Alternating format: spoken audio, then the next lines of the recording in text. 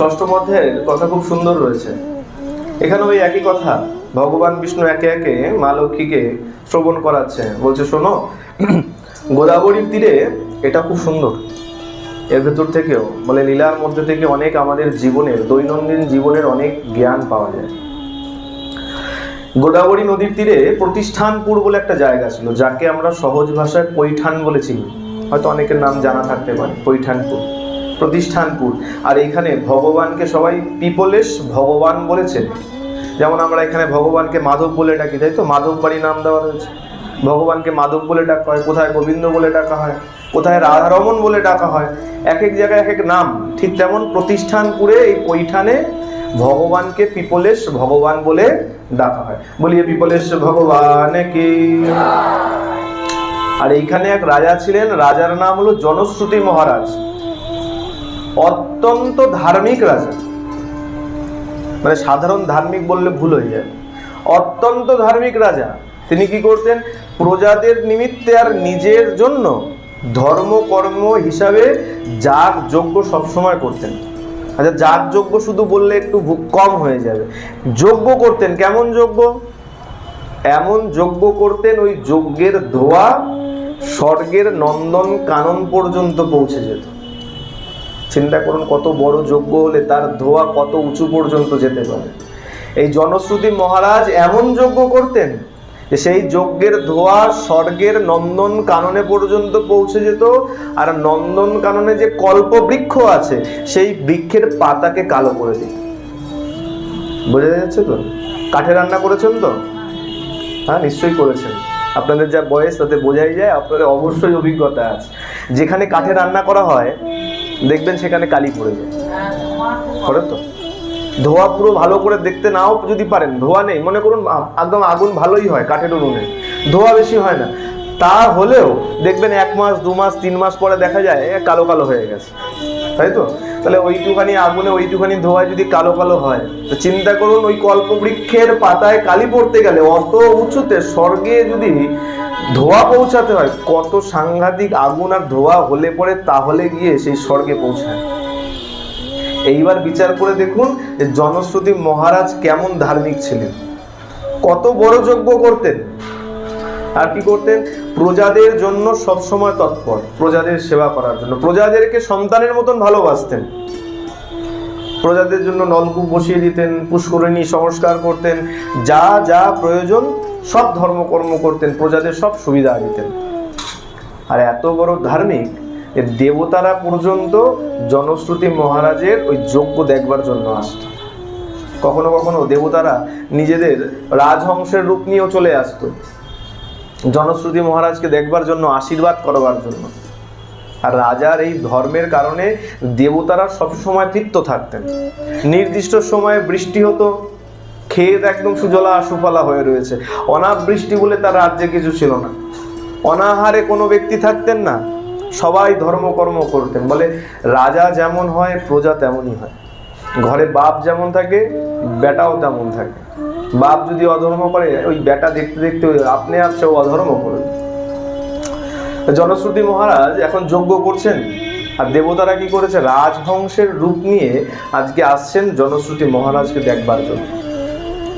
মহারাজ ওই রাজভবনের উপরে দাঁড়িয়ে সবকিছু প্রদর্শন করছে, যজ্ঞস্থল ঠিকঠাক মতন যজ্ঞ হচ্ছে কিনা, প্রসাদ ঠিকঠাকভাবে বন্টন হচ্ছে কিনা, যারা অতিথি আসছে তাদের আপ্যায়ন ঠিকঠাক মতন হচ্ছে কিনা, সবকিছু দাঁড়িয়ে দাঁড়িয়ে দেখছেন। আর হঠাৎ দেখছেন কিছু কোনো দেবতাদের মধ্যেও ছোট বড় ব্যাপার আছে। আমাদের মানুষের মধ্যে যেমন উঁচু নিচের ব্যাপার আছে, এই বর্ণের একটু উঁচু, ও এই বর্ণের একটু নিচু, ঠিক তেমন দেবতাদের মধ্যেও ভাগ আছে। এমন নয় সব দেবতা সমান, এমন কিন্তু না। কিছু দেবতা আছে যারা উচ্চ পদস্থ, যারা নিচু পদস্থ, কিছু ছোট নিচ্চ পদস্থ কোনো দেবতা তারা রাজহংসের বেশ নিয়ে আজকে জনশ্রুতি মহারাজের ওই যজ্ঞ দেখতে আসছে। জনশ্রুতি মহারাজ কোথায় দাঁড়িয়ে? ওই অট্টালিকার উপরে দাঁড়িয়ে আছে, রাজপ্রাসাদের উপরে দাঁড়িয়ে আছে। এবার হংসের দল কি করে দল বেঁধে উঠতে উঠতে যায়, তো তার মধ্যে এই হংসের মধ্যে একটা হংস ছিল যার নাম ভদ্রস্য। এই ভদ্রস্য হংস ও কি করেছে, একটু দ্রুত উড়ে উড়ে আগে আগে যাচ্ছে। পেছনের হংসগুলো ডেকে বলছে, এই শোন শোন একটু ধীরে চল, আর তুই যেভাবে দ্রুত যাচ্ছিস দেখতে পাচ্ছিস না নিচে জনশ্রুতি মহারাজ দাঁড়িয়ে আছে, তুই কি তার উপর থেকে উড়ে যাবি নাকি? ডিঙিয়ে কখনো যাওয়া, বলে ইনি এত ধর্মাত্মা, একে ডেঙানো উচিত নয়, পাপ লাগবে। এখন যখনই বলেছি ভদ্রস্য হংস বলছে কি তোমরা জনশ্রুতি মহারাজ বলছো, তোমরা কি রৈক্যামুনির কথা শোনোনি? রৈক্যমুনির কথা শোনোনি? তোমরা এত বলছো জনশ্রুতি মহারাজ, তোমরা নিশ্চয়ই রৈক্যমুনির নামই শোনোনি, তাহলে তোমরা এই কথা আর বলতে না। এই জনশ্রুতি মহারাজ এই কথা শুনতে পেয়ে গেছে। এখন প্রশ্ন হতে পারে, দুই হাঁস কথা বলছে, দুই হাঁসের মধ্যে বার্তালাপ চলছে, তাদের ভাষা জনশ্রুতি মহারাজ কি করে বুঝলেন? এই জনশ্রুতি মহারাজের একটা বিশেষ গুণ ছিল। কি গুণ? তিনি পশু পাখির ভাষা পর্যন্ত বুঝতে পারতেন, পশু পাখির ভাষা বুঝতে পারতেন। এখন যখন ওই তারা বলা বলি করছে জনশ্রুতি মহারাজ বলছো রৈক্যমুনির নাম শোনোনি, জনশ্রুতি মহারাজ চিন্তা করছে আমার থেকেও মহান কেউ আছে, তাহলে একবার অবশ্যই তার সাক্ষাৎ করা প্রয়োজন। হ্যাঁ, তার কাছ থেকে জানা উচিত তিনি কি এমন ধর্মকর্ম করে, আমাকেও সেই ধর্ম পালন করা উচিত। হিংসা না, কি না আমাকেও সেই সব ধর্ম পালন করা উচিত। তাড়াতাড়ি অট্টালিকার ওপর থেকে, রাজভবনের ওপর থেকে নেমে এসেছেন, সিংহাসনে বসেছেন। তার এক মন্ত্রী ছিল, নাম তার মহ, কোথাও বলা হয় মাহা বা মহ, যাই হোক নামের এমন কিছু ভেদ নাই। তাকে ডেকেছে, বলে মাহা শোনো, আমার জন্য একটা সেবা করো। মহারাজ কি সেবা? বলে খুঁজে বের করো এর রৈক্যমুনি কোথায় থাকে, আমি তার সঙ্গে সাক্ষাৎ করতে চাই। যাও তুমি খুঁজে নিয়ে এসো রৈক্যমুনি কোথায় থাকে। মাহা বেরিয়ে গেছে রথ নিয়ে, চারদিক ঘুরেছে, যত তীর্থস্থান ছিল সেই সব জায়গা ঘুরেছে। কেন? বলে সাধু সন্তেরা তীর্থস্থানেই থাকে। দেখবেন না কখনো কোনো মাতাল মন্দিরে গিয়ে বসে আছে, দেখা যায়? কোনো সাধুকে দেখবেন না যে মদের ঠেকে গিয়ে বসে রয়েছে, দেখা যাবে? দেখা যাবে। তাহলে সাধু খুঁজতে গেলে মন্দিরে আসতে হবে। মাহা কি করেছে?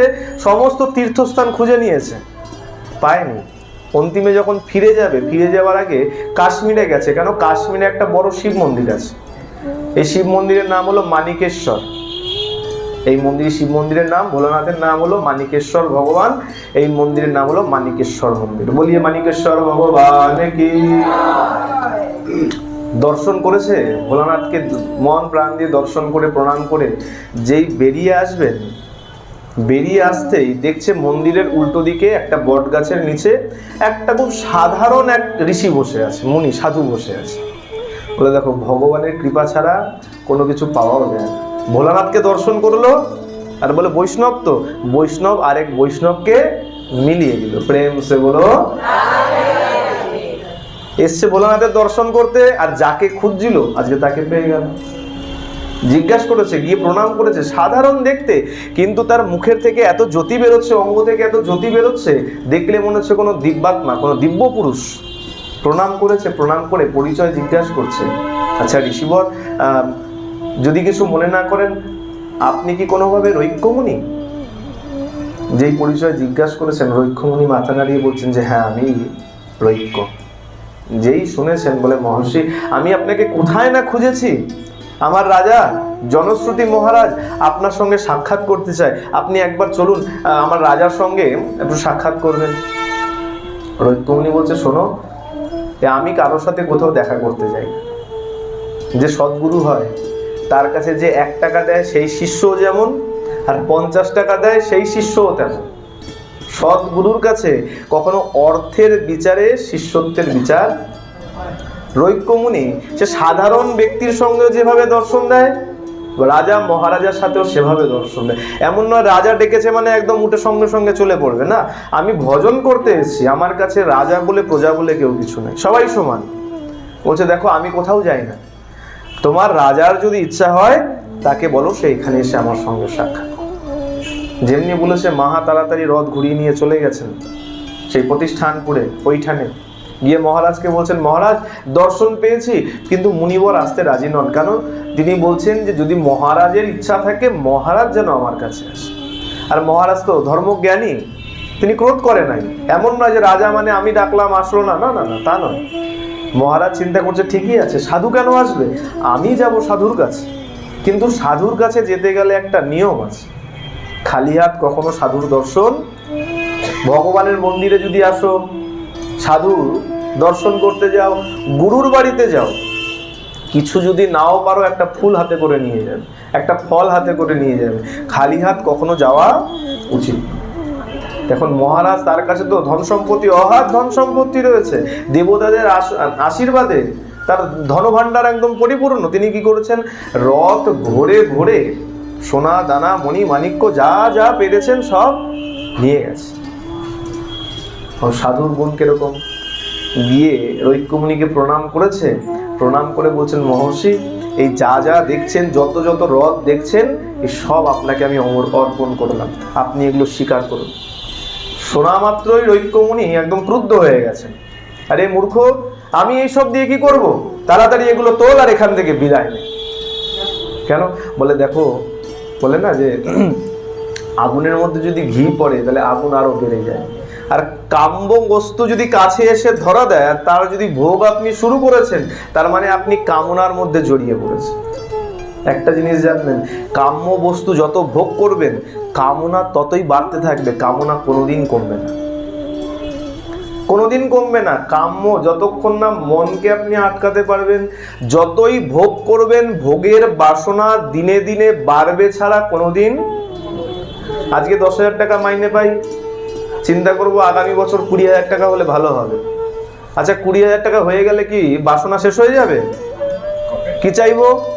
পরের বছর যেন 50,000 টাকা হয়ে যায়। মানে কি, কাম্য বস্তু যত আপনাকে ধরা দিচ্ছে আপনার কামনা আরো বেড়ে যাচ্ছে। এই কারণে বলা হয় কাম্য বস্তুর ভোগ করা মানে কামনা নিবৃত্তি। তাই ঋষিরা কি করে, সবসময় কাম্য বস্তু থেকে দূরে থাকে, কোনো বস্তুর উপরে কামনা রাখে। ক্রুদ্ধ হয়ে গেছেন, বলছে তাড়াতাড়ি এই সমস্ত সম্পত্তি, এই সমস্ত দ্রব্য উঠাও আর এখান থেকে চলে যাও। মহারাজ চরণে পড়ে গেছেন, মহর্ষি একটা প্রশ্ন আছে আমার। বলছে, বলো কি প্রশ্ন আছে? আচ্ছা এই এত এত ধন সম্পত্তি নিয়ে এসেছি, আপনার কোনো কিছুতে ইচ্ছা করছে না নেবার জন্য? আপনার মনে এত সন্তুষ্টি আছে কি করে? আমরা রাস্তাতে 2 টাকা পড়ে থাকলে পরে 2 টাকা তুলে আরো খুঁজতে থাকি, যার একটা দেখি 10 টাকার নোট পাই নাকি। সত্যি না মিথ্যা? সত্যি কথা তো, সত্যি কথা তো অনেকে মাথা নাড়তে চায় না, সত্যি কথা একটু খারাপ লাগে। একটা 2 টাকা পড়ে থাকলে আবার আশেপাশে ভালো করে দেখতে থাকি, যদি একটা 10 টাকার নোট পাওয়া যায়। হ্যাঁ, আজকে বলছে আপনার মনে এত সন্তুষ্টি কি করে? এত কিছু নিয়ে এসছি কিন্তু আপনি কোনো কিছুই নিচ্ছেন না, আপনার মনে এত সন্তোষ আছে কি করে? আপনার তো কিছু নাই, আপনার কি ইচ্ছা করছে না? এত সন্তোষ কি করে? বলে শোনো, আচ্ছা এই প্রশ্ন। বলে শোনো, এটা এমন বড় কথা নয়। বলে এত বড় কথা নয়, এত এত সম্পত্তি আপনার কাছে এসে ধরা দিচ্ছে। আমরা বলি না, সাদা লক্ষ্মী পায়ে ঠেলতে নাই, যা এসছে তাড়াতাড়ি ঝুলে পকেটে ঢুকিয়ে নাও। তা আপনার ইচ্ছা করছে না? বলে না, শোনো, এই গুণ যদি তোমার মধ্যেও আনতে চাও তাহলে বেশি কঠিন কাজ নয়, সহজ কাজ আছে। কি কাজ? প্রতিদিন নিয়ম করে শ্রীমদ্ ভগবদ গীতার 6ষ্ঠ অধ্যায় পাঠ করো। এতে কি হবে? তোমার মন নিরাসক্ত হয়ে যাবে, কামনা বাসনা তোমার মন থেকে চলে যাবে, তুমি নিরাসক্ত হয়ে যাবে, কামনা শূন্য হয়ে যাবে। প্রত্যহ শ্রীমদ্ ভগবদ গীতার 6ষ্ঠ অধ্যায় পাঠ করো। ওই ঋষিবরের চরণে পড়ে গেছে, মহর্ষি আপনি আমাকে উপদেশ করুন। ওই ঋষির কাছ থেকে 6ষ্ঠ অধ্যায় সম্পূর্ণ পাঠ শ্রবণ করেছে। আর রাজা তৎপশ্চাৎ নিজের রাজভবনে ফিরে গিয়ে নিত্য নিয়ম করে 6ষ্ঠ অধ্যায় পাঠ করতে শুরু করেছে। বলিয়ে শ্রীমদ্ ভগবদ গীতা কি। আর করতে করতে অন্তিমে তিনি ভগবত ধাম প্রাপ্ত হয়েছে, কামনা বাসনা শূন্য হয়ে গেছে। এই কারণে বলা হয় বর্তমান সমাজে আমাদের মনে কামনা বাসনা সবসময় ঘিরে রেখেছে। যদি কামনা শূন্য হতে হয়, কামনা যদি থেকে উঠতে হয়, মুক্তি পেতে হয়, তাহলে অবশ্যই সবাইকে 6ম অধ্যায় পাঠ করা অবশ্যই উচিত। এটা কেবল নিছক গল্প নয়। আমাদের অনেকের মনে হতে পারে আগের দিনও যে 2টো শুনিয়েছি, আজকেও 2টো শোনালাম, এগুলো নিছক কেবল গল্প, তাই নয়। এটা যদি আপনি এত তো সময় থাকে না এই স্বল্প সময়ের মধ্যে, যদি শ্লোকগুলো ধরে ধরে ভেঙে ভেঙে অর্থ বোঝার চেষ্টা করেন, দেখবেন এই কাহিনীর সঙ্গে এই শ্লোকের একটা সংযোগ আছে। নিছক কেবল ভগবান মা লক্ষ্মীকে এরকম নয়, আমাদের মতো নয় যে সানডের সন্ধ্যা চলো একটু চা খাইয়ে একটু গল্প করি, না, এরকম নয়। নারায়ণ, বিষ্ণু, ভগবান ভোলানাথ এরা বলেছেন মানে এর মধ্যে কোনো না কোনো তাৎপর্য অবশ্যই রয়েছে। সুতরাং যদি মনে হয় যে না কামনা বাসনা থেকে আমাদের ওঠা উচিত আছে, তাহলে অবশ্যই সবাই ষষ্ঠ অধ্যায় পাঠ করতে শুরু করুন। প্রেম সে বলো আরো জোরে, সবাই মিলে দোনো হাত উঁচু করে।